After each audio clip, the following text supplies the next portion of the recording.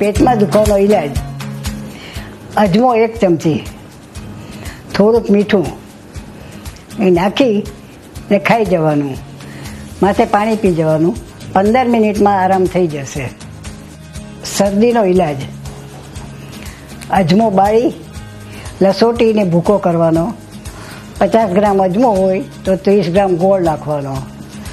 એ બે ભેગું કરી અને મોટું હોય તો અડધી ચમચી ઉપર, અને નાનું હોય 5 વર્ષ જેવડું, એનાથી નાના નહીં, એને 5 ચમચી આખા દિવસમાં 3 વખત આપવાનું ને 2 દિવસમાં ફેર પડી જશે.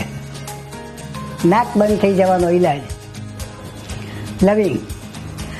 લવિંગ બાળી નાખવાના સાવ, એનો ભૂકો કરી અને એક ડબ્બીમાં ભરી મૂકવાનો.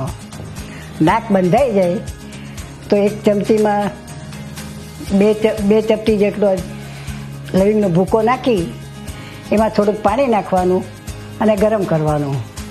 સહેજ ગરમ થઈ જાય એટલે નીચે ઉતારી અને નાક, છોકરું નાનું હોય વરસથી ઉપરનું, એને નાકે લગાડી દેવાનું આમ,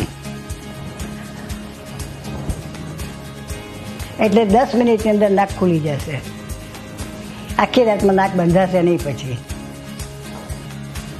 શરદીનું માથું દુખતું હોય તો ઈલાજ સૂંઠ થોડીક ભૂકો લઈ એને પાણીમાં નાખીને ગરમ કરવાની.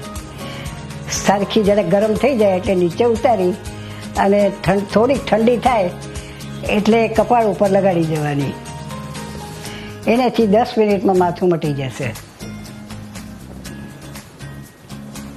મોં ચડતી હોય ને ઉપકા જેવું લાગે તો ગંઠોડાનો પાવડર લઈ એમાં થોડુંક મીઠું અને ઘી નાખી અને ચાટી જવાનું, અડધી ચમચી. તાવનો ઝીણો તાવ કેવો હોય એના માટેનો ઉપાય કરિયાતું પાવડર 1 ચમચી રોજ રાતે પાણીમાં પલાળી સવારે ગરમ કરવાનું. એ ઠંડુ થાય એટલે ચાનો અડધો કપ પી જવાનું. એ 2 દિવસમાં સારું થઈ જાય સાવ, અને એનાથી ભૂખ લાગે.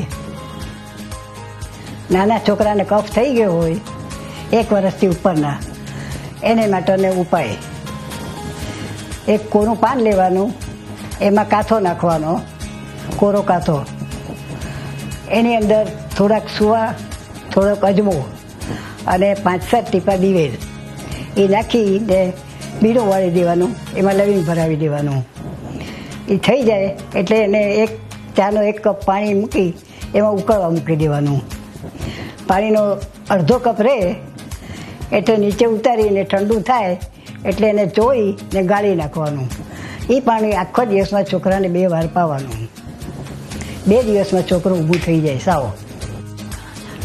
ગેસ થઈ ગયો હોય તો અડધી ચમચી હિંગ લેવાની, એમાં પાણી નાખીને ગરમ કરવાની અને પેટ ઉપર લગાડી દેવાની.